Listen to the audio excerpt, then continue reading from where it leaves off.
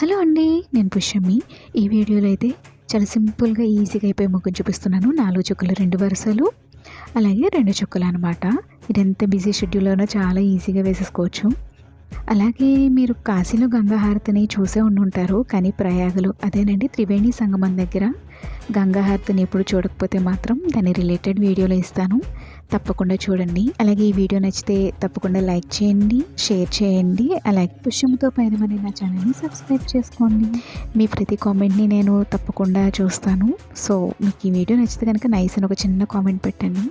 Thank you so much for watching. Please subscribe my channel.